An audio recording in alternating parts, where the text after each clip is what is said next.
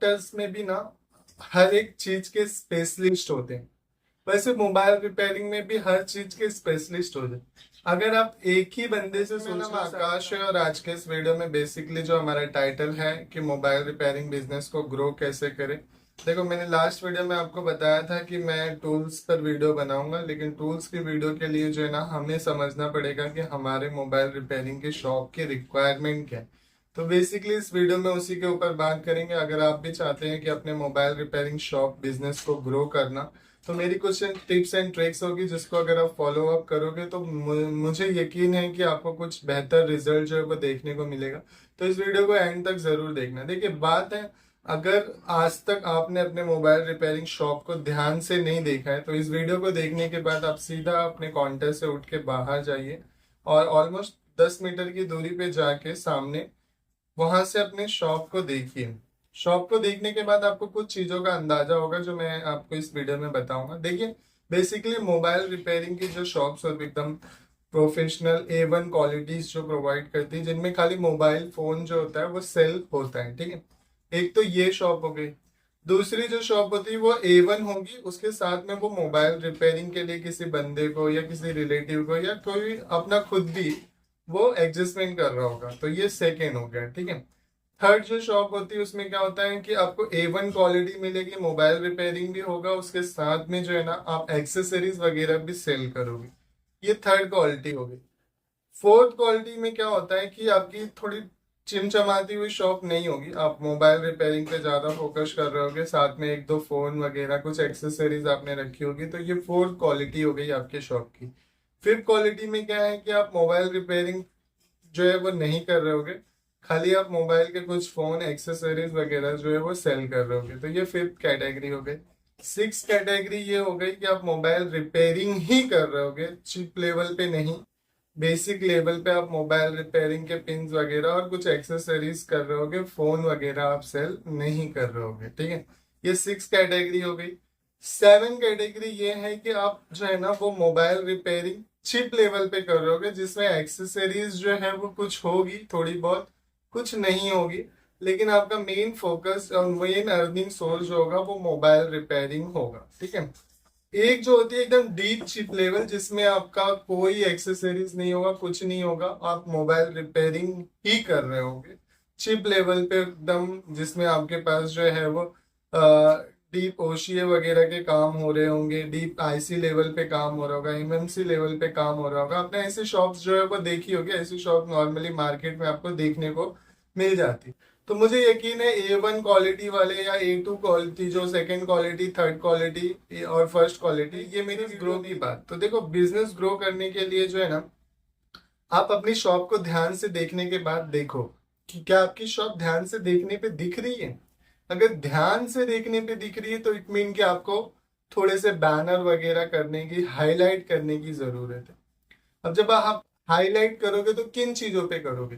Basically हो सकता है कि आपकी जो इन जो कैटेगरीज मैंने बताए इन कैटेगरीज पे हो। अगर मान लो आप A1 में आ रहे हो, फर्स्ट कैटेगरी में, तो आपको मोबाइल की ब्रांडिंग वगैरह तो खुद भी हो जाती है, तो उनमें कोई प्रॉब्लम नहीं।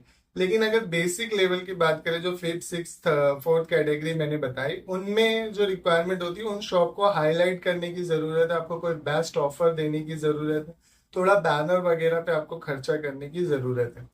अब उसमें क्या होता है, चिप लेवल वाले तो कमा ही रहे हैं, लेकिन बेसिक वालों के लिए क्या होता है, आपको कुछ ऑफर्स वगैरह देने होते हैं। जैसे अगर आप देखोगे तो यूट्यूब पे काफी ट्रेंड चल रहा है, या आपने इंस्टा वगैरह पे रील्स देखी होगी कि कुछ बंदे 999 में डिस्प्ले चेंज। तो आप ऐसे कुछ ऑफर्स की बोर्ड वगैरह कर सकते हो कि 999 में हम भी करेंगे, जाहिर सी बात है 300 का प्रॉफिट हो रहा है, तो इतना तो हक बनता ही है, इतना तो आप कर ही सकते हो बेसिक लेवल के जो है।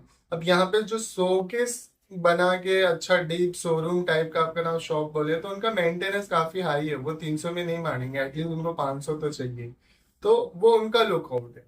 लेकिन आप अपनी रिक्वायरमेंट, अपनी पोजीशन, अपनी शॉप की पोजीशन, अपनी मार्केट की पोजीशन के हिसाब से अगर आप रेट रखोगे तो आप कंपटीशन में सरवाइव कर पाओगे। अदरवाइज कंपटीशन बहुत ज्यादा है, कस्टमर यूं चला जाएगा, आपको कस्टमर को जो है ना अप्रोच करना होगा, उसे जो है ये कॉन्फिडेंस दिलाना होगा कि आपकी शॉप पे जो काम हो रहा है वो काफी बेहतर है, अच्छी तरीके से आपका व्यवहार अच्छा होना चाहिए कस्टमर के प्रति।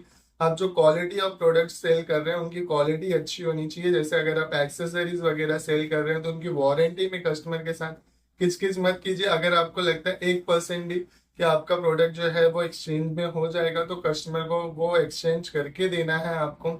प्राइस की बात है तो प्राइस डिपेंड करता है आपके एरिया, लोकेशन और उसके अलावा एटमॉस्फेयर में जो भी शॉप्स वगैरह कंपटीशन वगैरह उसके बिहाफ पे आपको प्राइस रखनी होती है। तो ये सब टिप्स एंड ट्रिक्स के बिहाफ पे आप जो है ना बिजनेस को ग्रो कर पाओगे। उसके अलावा क्या कर सकते हो, अगर मान लो आप मोबाइल रिपेयरिंग ही कर रहे हो और 1% में भी आपको लगता है कि नहीं आप एक्सेसरीज वगैरह भी सेल कर सकते हो, रिपेयरिंग कर रहे हो बेसिक रिपेयरिंग, तो उसके साथ में आपको एक्सेसरीज वगैरह सेल करना चाहिए। अगर आप एक्सेसरीज वगैरह सेल कर रहे हो तो उसके साथ में आप इत्र वगैरह के बिजनेस कर सकते हो जो कि मोबाइल रिपेयरिंग पे सूटेबल होता है। बेल्ट वगैरह, वॉलेट वगैरह के बिजनेस कर सकते हैं, ये मोबाइल रिपेयरिंग के साथ सूटेबल्स होते हैं। जेरोक्स वगैरह के, लेमिनेशंस वगैरह के बिजनेस भी साथ में आप कर सकते हो, क्योंकि जाहिर सी बात है अगर आप बेसिक लेवल का काम कर रहे हो तो फोन को बनाने में मुश्किल से मुश्किल आपको आधा घंटा लगेगा, ठीक है। बाकी सब टाइम आपके पास है। अब बाकी सब टाइम डिपेंड करता है कि आप गप्पे लड़ा रहे हो या फिर आप उस टाइम को इन्वॉल्वमेंट कर रहे हो किसी और चीज में अर्न करने के लिए। उसके अलावा मैंने आपको बताया था साइड बिजनेस में आपको बहुत सारी चीजें आपको देखनी चाहिए। आप साइड बिजनेस में क्या कर रहे हो ये भी मुझे कमेंट सेक्शन में बताना, तो उससे क्या होगा लोग कमेंट्स भी रीड करके कर सकते हैं। आपको डिपेंड कि आपकी मार्केट में क्या रिक्वायरमेंट है वो भी देखना चाहिए। आप कुछ और चीजें, मैंने मोबाइल रिपेयरिंग से रिलेटेड जो शॉप्स देखे हैं, आप मार्केट वगैरह में उतरोगे तो आपको उन चीजों के बारे में और एनालिसिस होगा कि आप इसके साथ में क्या कर सकते हैं। जैसे मैं मोबाइल रिपेयरिंग के साथ में शुरुआती दिनों में इलेक्ट्रिकल वर्क्स भी करता था और उससे रिलेटेड वीडियोस भी मेरे चैनल पे आपने देखी होगी, तो वो वीडियोस भी मैं डालता था। तो अगर आप इलेक्ट्रिकल रिपेयरिंग वर्क्स पे भी इंटरेस्टेड हो तो अपनी शॉप की डिजाइनिंग इस तरीके से कीजिए कि आपका शॉप का रिपेयरिंग काउंटर अलग हो मोबाइल रिपेयरिंग का, और इलेक्ट्रिकल इंस्ट्रूमेंट का रिपेयरिंग काउंटर अलग हो। उसमें आप 2 बंदे हो तो आप वो एडजस्टमेंट करके बिजनेस कर सकते हो। इलेक्ट्रिकल में भी काफी अच्छा स्कोप है। इतर वगैरह, बेल्ट वगैरह, इसके अलावा आप जो है मतलब कुछ नीड्स होती हैं जैसे कि लॉकेट वगैरह, ये रिंग्स वगैरह के बिजनेस भी मोबाइल रिपेयरिंग के साथ में काफी सुटेबल्स होता है। जेरोक्स, लैमिनेशन, उसके अलावा ये आपकी मार्केट के रिक्वायर के ऊपर डिपेंड करता है। तो ये बेसिक जो होता है उनके साथ में आप ये सूटेबल बिजनेस जो है वो बिठा सकते हो, जो काफी हेल्प करेगा आपको बिजनेस ग्रो करने में। अपने कस्टमर के साथ पोलाइटली रहिए, उन्हें अंडरस्टैंड कीजिए कि आप जो पैसे ले रहे हैं वो जेन्युइनली, मार्केट में बहुत तरीके के कॉम्बो है, अगर आप ये कॉम्बो लगाते हो या फिर अगर आपने देखा होगा कि कुछ सोशल साइट्स पे आपको देखने को मिलता है कि वो सर्कल वाला वो बना के रखते हैं, कस्टमर का डिस्प्ले चेंज करते हैं, उनको सर्कल घुमाने के बाद गिफ्ट वगैरह प्रोवाइड करते हैं, या आप गिफ्ट वगैरह भी नॉर्मली हेडफोन वगैरह कुछ भी प्रोवाइड कर सकते हो। तो इससे आपकी मार्केटिंग होगी और शॉप की काफी अच्छी वैल्यूज बनेगी, जिसके बिहाफ पे आपको कंपटीशन में सरवाइव करने में बेहतर मदद मिलने वाली है, ठीक है। तो ये ओवरऑल व्यूज थे जो मैंने आपको बताया। इसके बाद हम इन जो कैटेगरीज मैंने बताई, इन कैटेगरीज से रिलेटेड टूल्स की रिक्वायरमेंट अलग अलग होती है।